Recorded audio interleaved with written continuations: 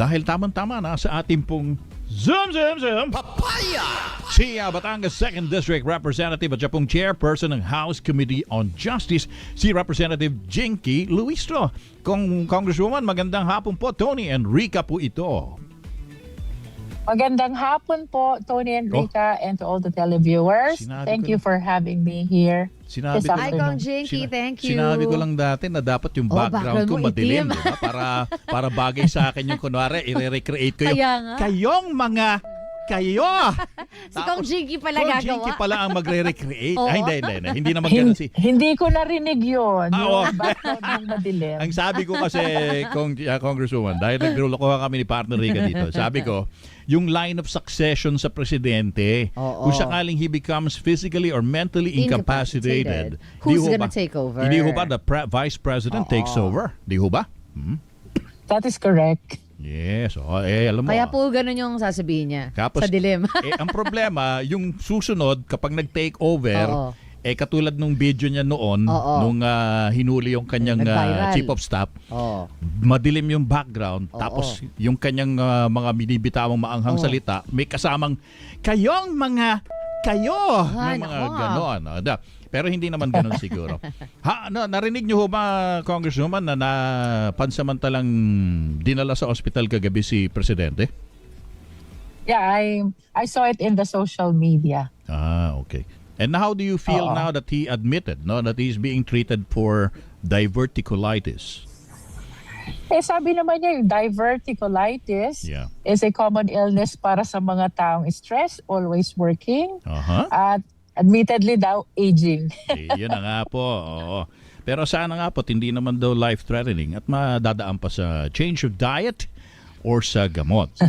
So kung hindi po medical condition na magpapaalis kay Pangulong Marcos Jr. sa Malacanang, impeachment. Opo.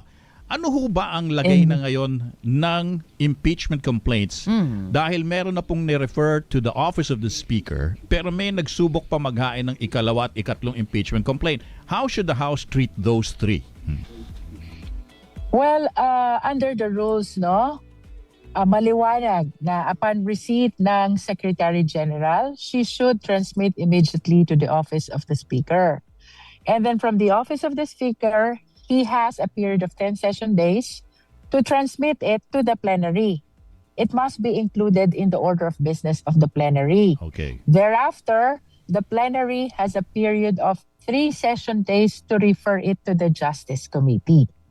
Okay. The third one is quite important or very important Yeah. dahil ang discussion nyo kanina, what prohibits or triggers the prohibition period for filing a succeeding Yes. impeachment? Okay. To answer that, it is actually the referral to the Justice Committee that completes the initiation process. Okay. Very That good. was pronounced by the Supreme Court in the Francisco ruling, Oh. At in other words, Tony, kung alin yung mauna doon sa Nai-refer sa Justice committee. Committee by way of referral, Yeah. that will effectively Start prohibit Oo.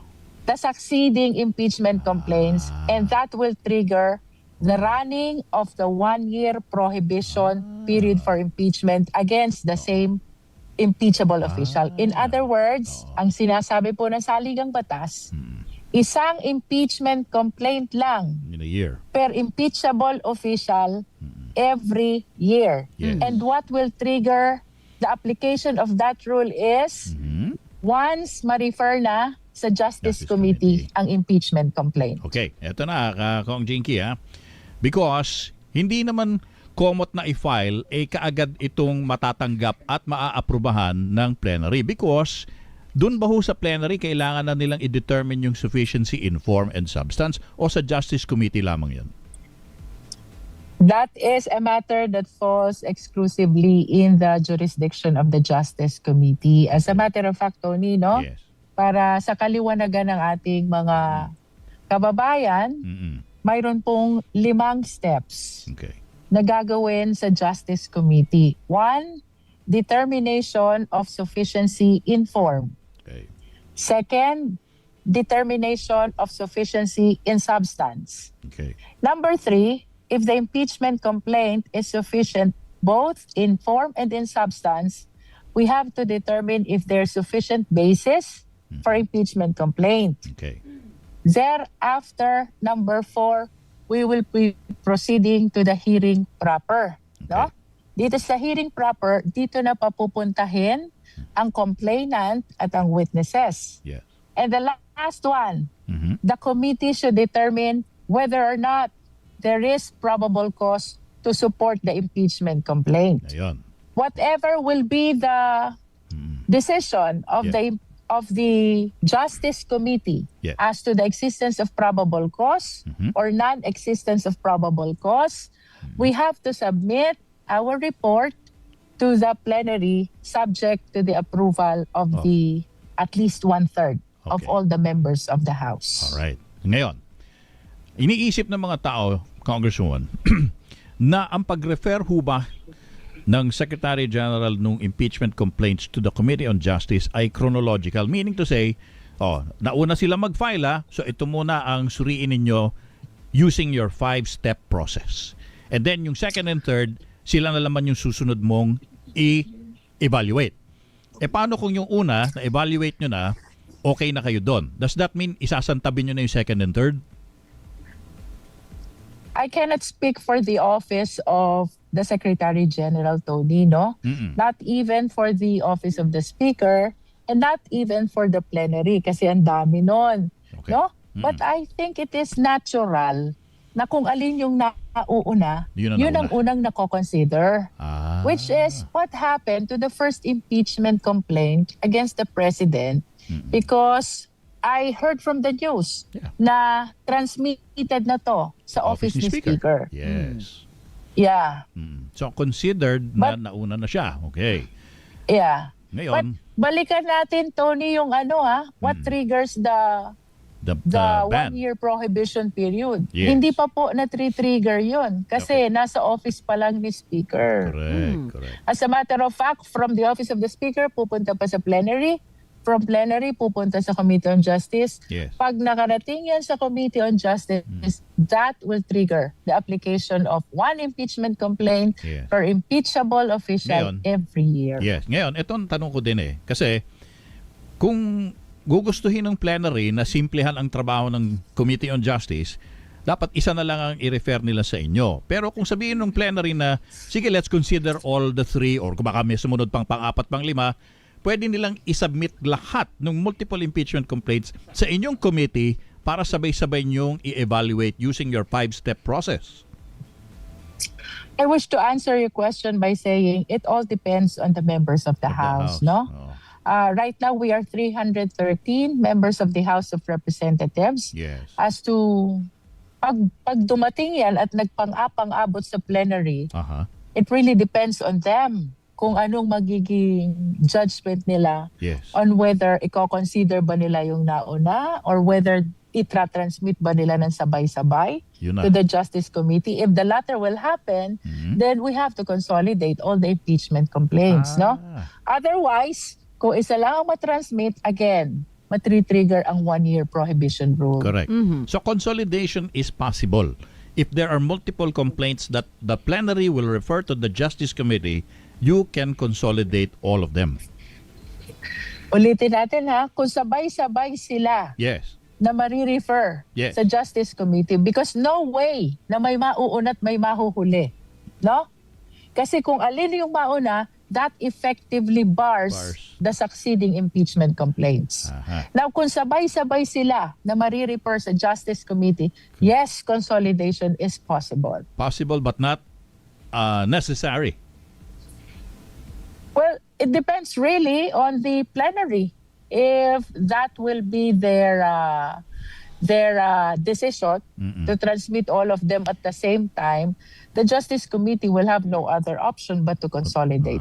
Okay. Because how if, Congresswoman, what if yung mga sumunod na impeachment complaint dahil nga nahuli sila ng pag-transmit to the Office of the Speaker, if they have the mas mabigat na mga reasons on why grounds, this person should be impeached, hindi nabigyan ng pagkakataon wala na yon. Wala na silang excuse kung gumulong na yung initial investigation, initial na pag-aaral ng Justice Committee. Ganun po ba yon?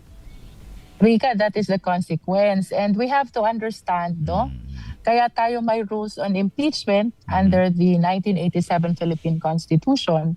Kaya tayo may rules on impeachment dito sa House of Representatives is for us to follow these rules, no?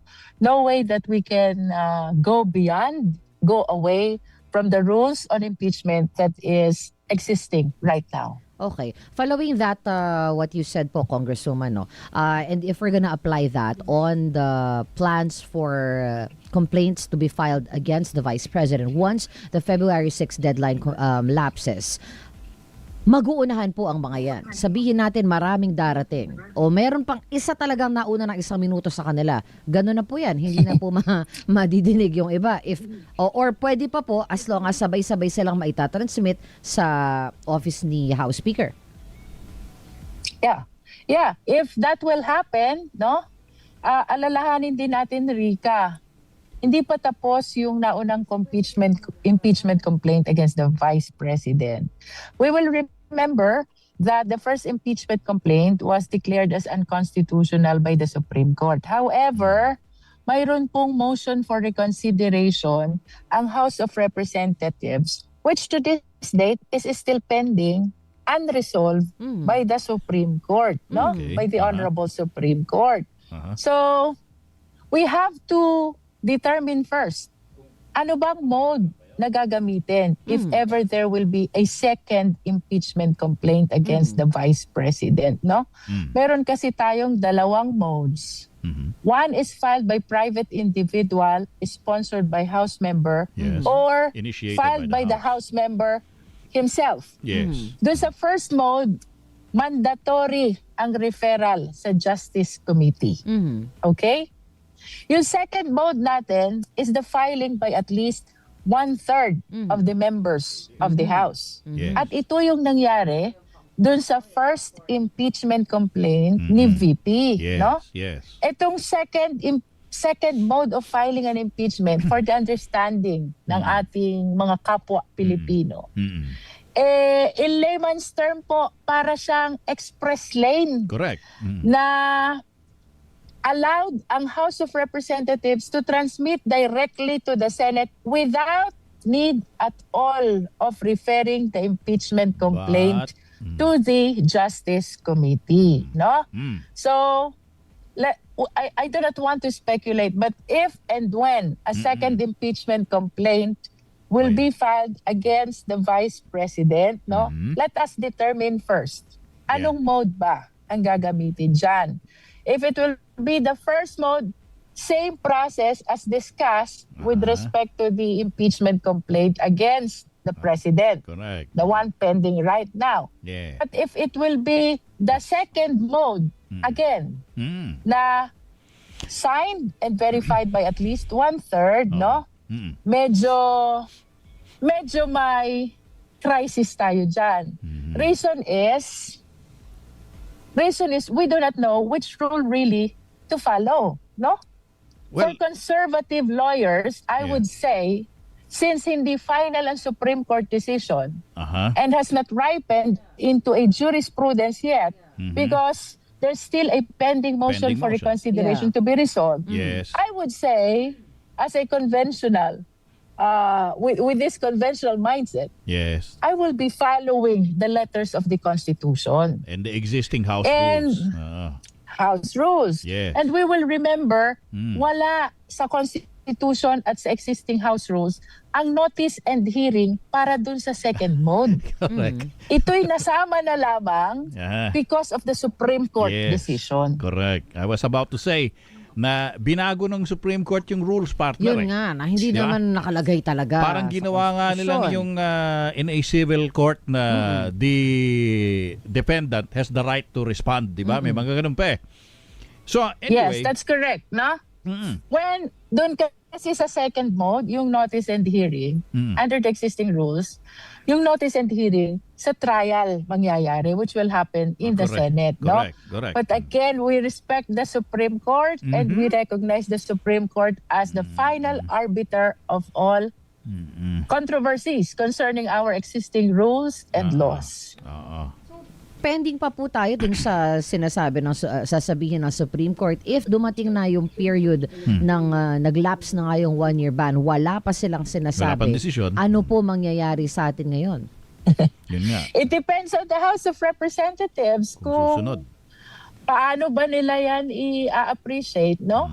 If it is filed again under the second mode, yung supported ng 1/3. Oo. That will be the question to the House of Representatives. Which rule will you apply? Is it the decision of the Supreme Court where there is still a motion for consideration pending before them? Or will you still maintain your position that you just followed what is provided in the Constitution and in the rules? Can I just interject Mr. Speaker? Sorry. Can I ask go to clarify lang Congresswoman. Yun ho bang ruling ng Supreme Court on the impeachment complaint sa Vice President? Ang sinabi ho ba nito is immediately executory, meaning to say the House is obliged to already comply with all the modified rules na inilatag po nila. Not certain if it was described that way, no? But it is a common practice and appreciation of all the decisions Na na appealable palaging subject yan sa motion for reconsideration. Appealable. All decisions, as a matter of rule and practice, is always subject to motion for reconsideration. At hanggat hindi mo nare-resolve ang motion for reconsideration, my appreciation, no? My appreciation is that it hasn't reached its finality and therefore cannot be considered as a jurisprudence already. Ayun ang doon, ayun ang Ang katina ng anit ko. Inisip, paano pag may nag 3/4 na o congresswoman at sabihin nga nila na i-go pa rin natin yan, pasa natin sa Senado yan, pero pending pa rin ang ating motion. The House Matutuloy leadership din. will have Yun to nga, decide. yun Di nga. ba? Sa akin kasi, you mean 1/3 kung supported by 1/3. 1/3. Yung second impeachment, no? Yeah. So kung ang sasabihin ng House ay sundin what is provided in the Constitution, the Yes. predicament will be Aha. there might be another petition challenging the constitutionality of the second impeachment complaint, and the House of Representatives might face the same predicament of being declared unconstitutional again. Yes. That is true. Pahaba pala ng pahaba. That is true. Kwento Yan na to eh. Yun ang magiging yun ang magiging scenario doon pag sakasakali. Anyway, so next week pa ho kayo, no, Congresswoman, no? Magko-convene muli ng regular. Yeah, Yes. we will be resuming January 26. That is why wala pa kaming opisyal na balita. Oo, tama. The House members are in their respective districts nowadays, no? So hindi pa kami nagkakausap-usap, wala pang nagko-convene ng mga committee, Wala kayong even chat- the wala plenary kayong chat hasn't group? convened yet. Wala kayong chat group? Come again? Wala kayong chat group? We have, but it seems that the Kongs are all busy with their respective districts, no? Walang masyadong conversation about this impeachment complaints. I see. Sige. Pwede po ba, sorry partner, isang curious question na lang, Kong Jinky, no? Kasi meron din nag-file sa presidente, and if may mag-file din sa vice-presidente, dalawa ang Didinggin. Oo, didinggin ng House Committee. Wala po bang rules on impeachment natin na only one Official. of both, yung those in the highest position Should face impeachment. Oo, kasi kung sabayan, hindi ba parang magkakakrisis tayo niya na ay walang tiwala ang Silang taong dalawa ay bayan dun sa pinapa-impeach. dalawang pinakamataas. Alam mo, Rica, this is unprecedented, no? Kasi I can recall, there was no case when both the president and the vice president are being impeached, no? Wala pa.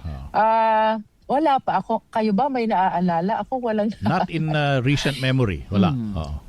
Yeah. But nonetheless, this is our constitutional duty, no?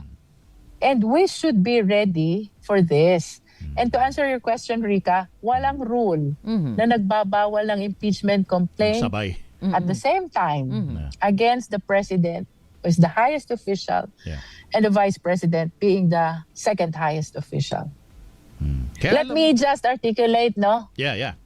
I have a lot of faith to the members of the Justice Committee. Okay. And I hope they will be able to see this interview. Yes. Magagaling po ang members ng Justice Committee. Sino-sino ho ba? We are 38. Ay, We are 38. 38 in the Justice Committee.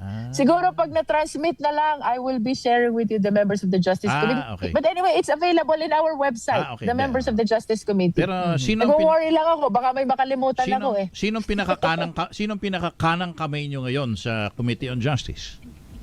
All of them. All of them. Ah, okay. Are very much competent to appreciate the form and the substance of the impeachment complaints which will be referred to us. No, I have a lot of faith to the members and I am confident kahit dalawang impeachment complaint yan, maging strategic lang kami, we will be able to discharge our function as members of the Justice Committee. I don't know, Congresswoman, kung nasusubaybayan nyo din yung mga kaganapan sa Korea. Dahil di ho ba at in-impeach din yung presidente nila dun sa kanyang pagdedeklara ng martial law noong December 2024. Ang bilis ng gulong sa kanila. Correct. Oo. Bakit to sa kanila, sa Korea? Alam naman natin, parlamento naman sila, di ba? So, ano ba, unicameral ba sila? Bakit mabilis ho ang impeachment sa kanila at ano ho ba ang ginagawa nilang tama na pwede nating gayahin? Well, I cannot comment really on that. No? Okay. Sometimes, perhaps it depends on the culture. on the people, Uh-huh. not even the public officials, but even the people who are witnessing this impeachment process. No. Kensya na. Hintana. Pero this should be appreciated really. Itong power to impeach, this should be appreciated as one of the extraordinary powers given to the people of the Philippines. No, Okay. kami naman lang kami, representatives of the people of Alright. the Philippines, and that is why it is really my belief na dapat aksyonan without haste itong mga impeachment, without delay itong mga impeachment complaint na napafile dito sa atin. Okay.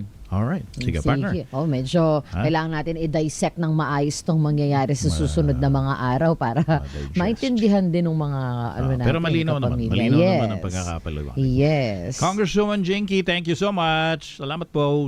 Thank you po. Thank you and good evening to everyone. Thank you po. Ingat sa biyahe ko. Thank you. Si Congresswoman Jinky Luistri po, ang chairperson ng House Committee on Justice at kinatawan po ng 2nd District ng Batangas.